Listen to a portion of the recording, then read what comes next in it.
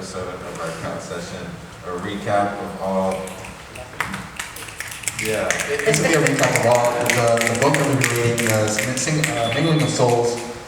We covered, what, like Four chapters. 4 chapters out of the 5, or no, there's more? No, that's it. That was the other ones apply more like to marriage and you know how to deal if your marriage is having issues. So we decided to only cover the ones that we thought apply to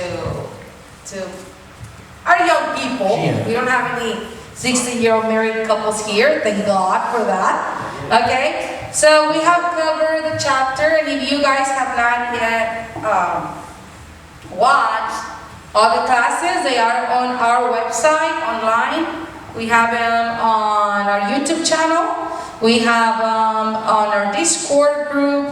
They're also available at the GN Parents Facebook page, at the Generation Next Facebook page, and on our Instagram. So you guys are welcome to review them and view them again, because every chapter was taught and discussed in more detail.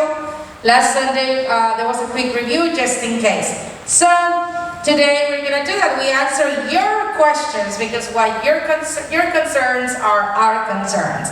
Okay? So we take about a minute to try to answer the best way possible, and I will be taking the time. So here we go. First question. I am interested in someone and want to date them. How should I approach the situation? Jose? I would say evaluate the situation and try not to overstep your boundaries. I guess before getting into dating, you have to get to know them better, see who they are, what their past is like, their attitudes, all that. We actually covered that, where we talked about you want to first, you don't have to get into the dating stage to get to know them and everything that. You can get to know them in your friendship stage, so that if it does work out and the time progresses and you get to know each other better, and know their faults and all their getting to know each other in highs and lows, you can actually seek something that could be long term. And anyone else?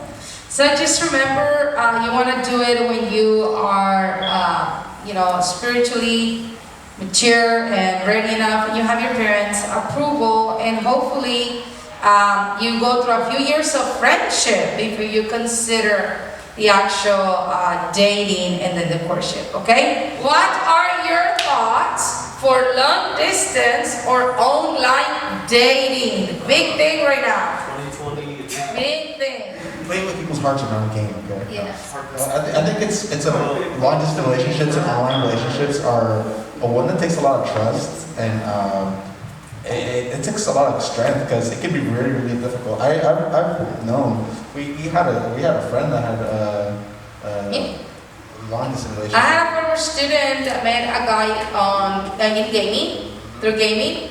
I believe he was he's from England. They dated online for like 2 or 3 years. Then they met with the family, not by themselves, not somewhere where they didn't know who they were. The relationship progressed, and she went and met the family in England as well. And then they got married, but a lot of it didn't get pursued till she was 19. Like they met each other when she was 16. But the whole meeting, traveling the country to meet each other didn't happen till after she was 19, and with family members accompanying each other. Because right now we have to understand that there is such thing as human trafficking, and the whole online dating scam is the #1 way to recruit new young women and men. So you have to be very careful. You cannot ask about online dating. And you cannot talk about long distance without talking about the possibility of human trafficking. So you have to be careful. Catfishing as well. Excuse me? Do you know what game it was? Call of Duty. Yeah. If I could add one more thing, just one phrase I should say is probably, remember guys, it's friendship before dating. Yeah. Because I know a lot of you guys jump and think, oh, it's dating, and then from there go somewhere, right? But it's usually you want to see if you could first be friends with them before you realize, oh, I like this person. Yeah. Because in reality, your partner, your future partner in life is going to be your best friend. Yeah. And you do connect emotionally as well through friendships. Also be careful. Don't move too fast.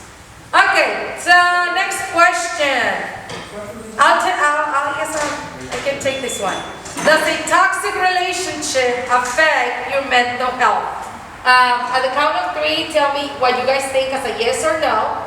So the question, does a toxic relationship affect your mental health? 1, 2, 3. Yes. Yes.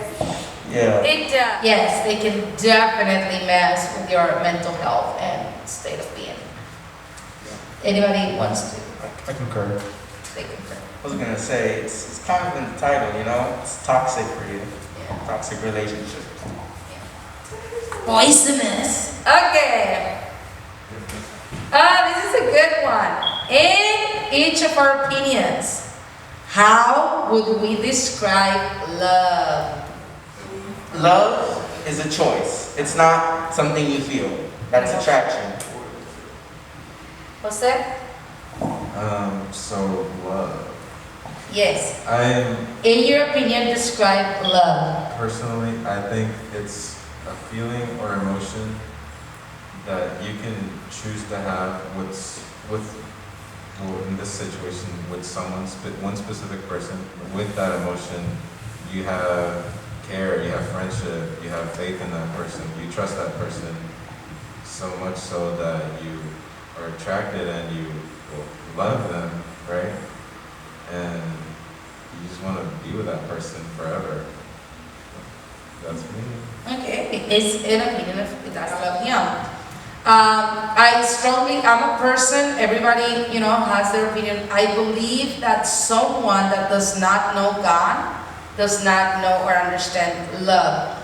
So if you want to understand love, it's important that you first allow yourself to be loved by God, to feel that love that can be explained or is, it's incomprehensible. Okay? But definitely, love is not butterflies in your stomach. That is a feeling, that is an emotion. When you look at a girl or a boy and you like how they look, what they say, that again, that's not love. That falls under attraction. Okay? When you love someone, you choose to love them in the good and the bad, in the fun, in the sad, in the ugly, in the pretty. You understand? So it's always going to be a choice. I hear a lot of young couples when after they get married, it's like, I no longer love them, or I no longer love her, I no longer love him, or I don't feel love for them. Well, it's because to begin with, it wasn't a feeling, it wasn't an emotion. Should have been a decision. Okay, so that's my opinion, and this is a good one too. I mean, you guys have some really good questions today. That's getting good. Yeah, you guys are maturing. Good job. Okay, is physical attraction even important? Is physical attraction even important? Oh my God, this is killing me. And then they put Ella. I'm just kidding. So, is physical attraction even important? No. Yes. What do you guys think? I talked about it. I talked about it in Under Attraction. I'm not gonna lie. I would not get myself into it. I don't want to seem shallow or anything like that, but it's part of it. It's in the Bible, man. It's biblical. I can't be physically attracted. It's a factor. Definitely a factor, and many people put that factor above all else, and which should not be it. It's a part of the whole. But finding somebody, friendship, dating, and stuff like that. So yeah, for me, it would be, what's the question again? Is it important? Is it even important? Yeah, I think it is important in some cases. Like you would not want to marry someone you don't find attractive, right?